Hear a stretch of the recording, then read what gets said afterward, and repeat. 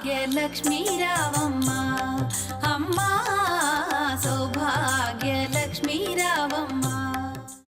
ఆమె సుశీల, మంచి నడవడి కలిగినటువంటిది, చక్కగా మాట్లాడేటటువంటిది, పుత్రుల్ని పౌత్రుల్ని పొందేది, ఆ భర్త యొక్క ఆయుర్దాయాన్ని నిలబెట్టగలిగినటువంటి నడవడి కలిగినటువంటిది, మహాపతివ్రత.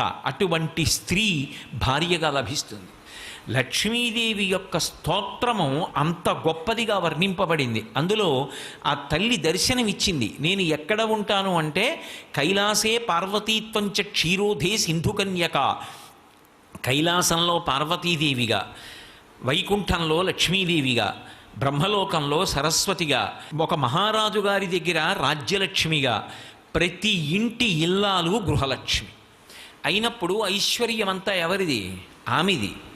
అందుకే ఇల్లు అన్న మాటకు అర్థం ఏమిటంటే, ఇటకలతో కట్టినది ఇల్లు కాదు. ఇల్లు అన్న మాటకు అర్థం ఏమిటంటే, గృహిణి, గృహముచ్యతే. గృహము అని ఎప్పుడు పిలుస్తారంటే, దాని యందు ఇల్లాలు ఉన్నంత కాలమే గృహము. పురుషుడు ఎంత బడలిపోనివ్వండి, ఆమె నవ్వుతూ పిలిచి ఒక్క పాత్రతో కాస్త పళ్ళరసం ఇచ్చిందనుకోండి, సేద తీరుతాడు. ఆమె ఒక్క నవ్వు నవ్విందనుకోండి, సేద తీరుతాడు. ఆమె ఒక మాట మాట్లాడితే సేద తీరుతాడు. ఎంత ఐశ్వర్యం ఉండనివ్వండి, ఎన్ని కోట్లు ఉండనివ్వండి, ఆమె వెళ్ళిపోయిన తరువాత ఆ ఇంట్లోకి వెళ్ళినటువంటి పురుషుడికి ఏ మనశ్శాంతి ఉంటుంది? గృహము అంటే మేడ కాదు, భార్యయే గృహము. అందుకే గృహలక్ష్మి గృహే గృహే. లక్ష్మీదేవి దర్శనం ఎక్కడవుతుంది అంటే చాలా తేలిక.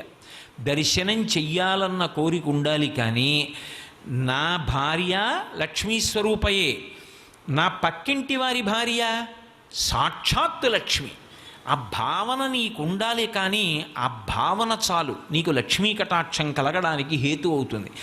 దేశానికి అరిష్టం ఎప్పుడు పట్టుకుంటుంది అంటే, కనపడినటువంటి ప్రతి ఇల్లాలి వంక కూడా చూడకూడని చూపు చూస్తే అది దోషభూయిష్టం అవుతుంది.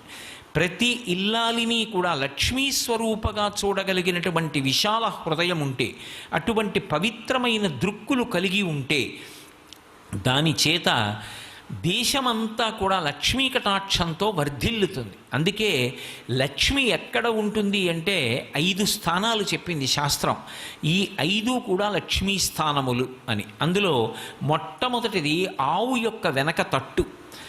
గోవు యొక్క వెనక భాగంలో లక్ష్మీదేవి ఉంటుంది. మహాభారతంలో చెప్తారు, ఒకప్పుడు గోశాలలో ఉన్నటువంటి గోవుల దగ్గరికి వెళ్ళి అడిగింది లక్ష్మీదేవి, నేను మీ దగ్గర ఉంటాను అని అడిగింది. గోవులున్నాయి, నువ్వు చంచల స్వభావం ఉన్నదానివి, నువ్వు భక్తుల్ని పరీక్షించి వాళ్ళకి అహంకారం వస్తే వెళ్ళిపోతుంటావు, అందుకని మీకు మేము స్థానం ఇవ్వం అన్నది. కాదు కాదు, నేను అలా వెళ్ళడం వెనక రావడం వెనక ఒక తాత్పర్యం ఉంది, నేను లోకమాతని, నాకు స్థానం ఇవ్వకపోతే ఎలా అని అడిగింది ఆవిడ. అడిగితే అవన్నీ, మా పేడ ఎక్కడ ఉంటుందో అందులో ఉండు, మా మలస్థానమునందు నివాసముండు. అందుకే గోవు యొక్క పృష్ఠభాగం ఒక స్థానమైంది. నేను చెప్పట్లేదు, వ్యాసుల వారు భారతంలో చెప్పిన మాట. కావాలంటే మీరు భారతం పరిశీలించండి.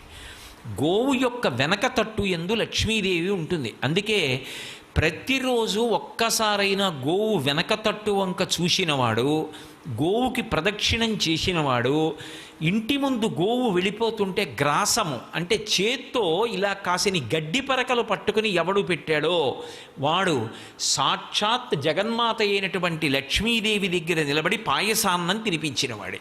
సర్వం శ్రీ ఉమామహేశ్వర పరబ్రహ్మార్పణమస్తు. స్వస్తి.